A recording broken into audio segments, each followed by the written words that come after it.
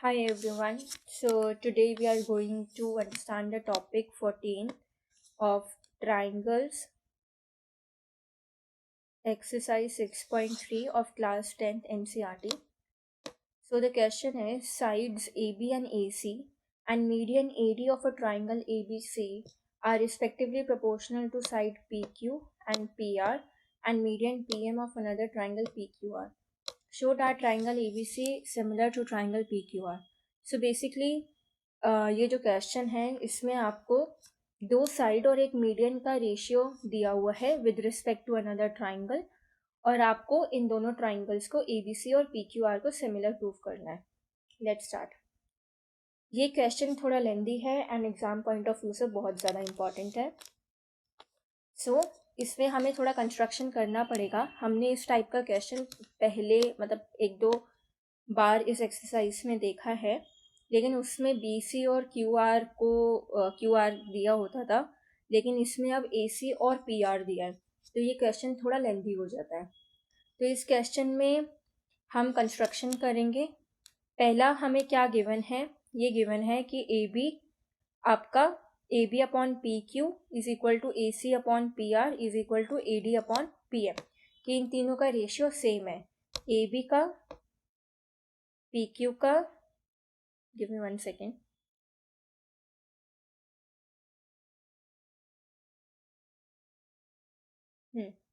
PQ का, ठीक है, AB का, PQ का. So AB upon PQ is equal to AC upon PR is equal to AD upon PM, AD upon PM. और हमें दूसरी चीज़ क्या गिवन है कि AD is median in triangle ABC. AD ABC triangle में median है और PM PQR ट्राइंगल में मीडियन है. ठीक है, अब हमें प्रूव क्या करना है कि ट्राइंगल ABC सिमिलर है ट्राइंगल PQR के. अब कंस्ट्रक्शन करेंगे. कंस्ट्रक्शन ये है कि extend AD to E such that AD is equal to DE. आपको AD को E तक एक्सटेंड करना है इन अ वे कि AD और DE इक्वल हो. इन द सेम वे आपको एक्सटेंड करना है PM को F तक such that PM is equal to MF. और थर्ड पॉइंट ये है कि आपको CE और FR को ज्वाइन करना है, CE और FR को ज्वाइन करना है. Okay,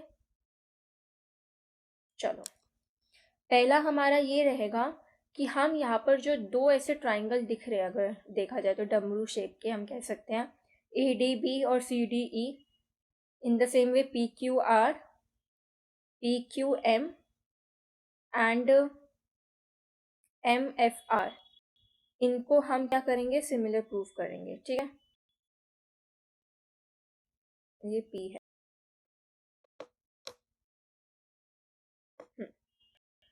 similar congruent proof ADB को और CDE को कॉन्ग्रुएंट प्रूफ करेंगे और आपका PMQ को और RMF को कॉन्ग्रुएंट प्रूफ करेंगे. पहला है कि ADB और EDC वो क्या है, आपके वर्टिकल अपोजिट एंगल्स है. ठीक है, तो ADE and ADB, angle ADB और एंगल EDC ये वर्टिकल अपोजिट एंगल्स है. ठीक है, AD और DE की इक्वल है, AD और DE की इक्वल है बाय कंस्ट्रक्शन. BD DC की इक्वल है, BD DC की इक्वल है. Why? Because D is a mid point which is given. हमने पढ़ा था कि AD मीडियन है और D क्या हो जाएगा, मिड पॉइंट हो जाएगा BC का. तो ये दोनों ट्राइंगल्स क्या हो गए, कॉन्ग्रुएंट हो गए bye side angle side criteria से. इससे हमने CPCT से क्या इक्वल करा कि AB CE की इक्वल है, which means corresponding parts of congruent triangles are equal. ठीक है, इन द सेम वे हम PMQ को और RMF को क्या करेंगे, कॉन्ग्रुएंट प्रूफ करेंगे. PMQ को और FMR the same way naming.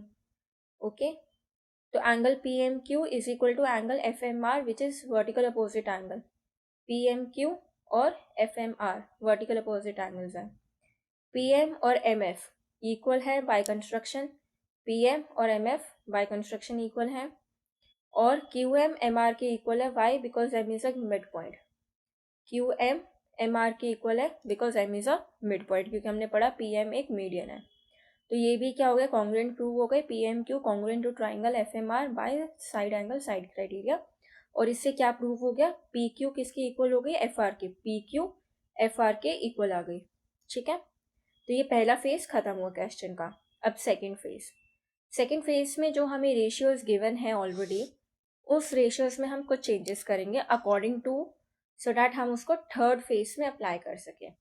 ठीक है, तो इस सेकेंड फेज का बेस बनाने के लिए हमने फर्स्ट फेज करा है, अब सेकेंड फेज करेंगे in order to make the base for third part of this question. हमें क्या गिवन था, A B upon P Q is equal to A C upon P R is equal to A D upon P M, ये हमें given ratio थी। अब हमने क्या करा, from 1 and 2 equation we have put A B is equal to C E and P Q is equal to F R in above equation. हमने ये करा, इस 1 इक्वेशन को आप देखिए और 2 इक्वेशन को देखिए, इसमें हमने ए बी को सी ई के इक्वल रख दिया, ए बी को सी ई के इक्वल रख दिया, और आपका पी क्यू को एफ आर के इक्वल रख दिया, पी क्यू को एफ आर के इक्वल रख दिया। ठीक है, ए बी को सी ई के और पी क्यू को एफ आर के, क्लियर। और इधर हमने कोई चेंजेस नहीं करे, ए सी पी आर सेम है, ए डी और पी एम सेम है। ओके, तो ए बी को हम सी ई रख सके और पी क्यू को हम एफ आर रख सके, इसलिए हमने यहाँ पर इन दोनों ट्राइंगल्स को कॉन्ग्रुएंट प्रूव करा था। ओके, ये दोनों पार्ट करे थे। ओके, नाउ क्या आया था, C E upon F R is equal to A C upon P R is equal to A D upon P M, ये पिछले स्टेप से आया है कि C E upon F R is equal to A C upon P R is equal to A D upon P M. अब हम क्या करेंगे, इस वाली रेशियो के ए डी और पी एम में चेंजेस करेंगे, इसमें हम 2 से मल्टीप्लाई करेंगे और 2 से डिवाइड करेंगे। ठीक है, हम ये क्यों कर रहे हैं, ताकि हम अपना थर्ड स्टेप कर सके। तो ए डी को 2 से मल्टीप्लाई करा तो क्या हो गया, A D plus A D, और ए डी को हम लिख सकते हैं A D plus D E which means A E. तो double of A D is A E and double of P M is equal to P F. क्यों, देखो ये रहा ए डी और डी ई इक्वल है, तो अगर मैं ए डी का डबल कर दूं तो आपका ए ई आ जाएगा। ठीक है, और पी एम और एम एफ इक्वल है, तो पी एम का डबल कर दूंगी तो पी एफ आ जाएगा। ठीक है, तो इसलिए हमने उसको डबल करा, तो अब न्यू रेशियो क्या आ गई, C E upon F R is equal to A C upon P R is equal to A E upon P F. Clear. अब हम ट्राइंगल सिमिलर करेंगे, A E C and P F R. A E C हमने क्यों करा है ऐसा, क्योंकि मुझे बड़े वाले ट्राइंगल्स को सिमिलर प्रूव करना है।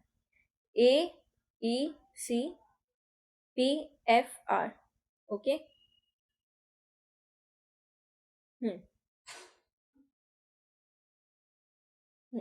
सो ए ई सी और पी एफ आर ट्राइंगल में इस इक्वेशन से ही हम ये चीज़ करेंगे, C E upon F R, C E upon F R equal to A C upon P R, A C upon P R equal to A E upon P F, A E upon P F. तो ये दोनों triangle similar हो जाएंगे by side side side criteria से, तो angle 1 angle 3 की equal आ जाएगा। Okay, by C P S जी।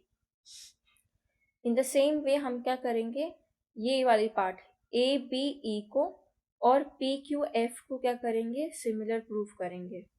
ठीक है, तो इससे क्या आ जाएगा, एंगल 2 एंगल 4 के इक्वल आ जाएगा, एंगल 2 एंगल 4 के इक्वल आ जाएगा। अगर मैं इसको कनेक्ट कर दूँ तो एंगल 2, ये वाला ट्राइंगल को भी हम सिमिलर प्रूफ कर देंगे, ए बी सी को और पी क्यू एफ को, इसको सिमिलर प्रूफ करेंगे इन द सेम वे। तो इससे क्या होगा, एंगल 2 एंगल 4 के इक्वल आ जाएगा।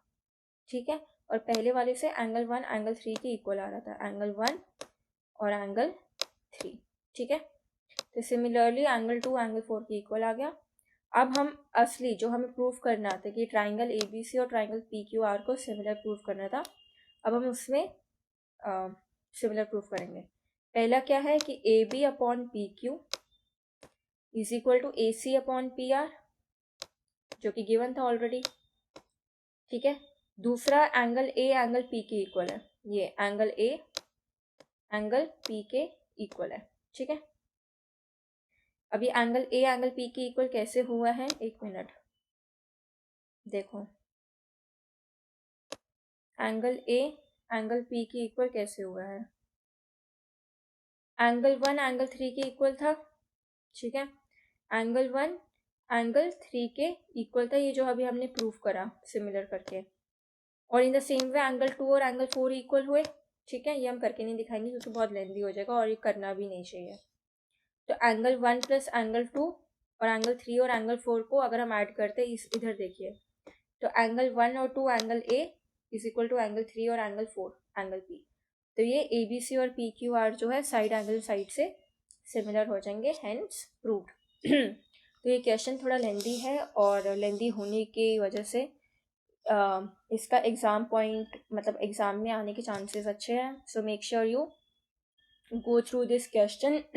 और अगर आप इसको 2 और 3 टाइम्स इसको प्रैक्टिस करेंगे तो that would be good point, क्योंकि एक बार में करने पे थोड़ा समझना थोड़ा मुश्किल है, लेकिन if you do it 2 to 3 times तो होना is a like there are chances that you can understand it better. So thank you for watching the video. Please subscribe and like the video. Thank you. Bye.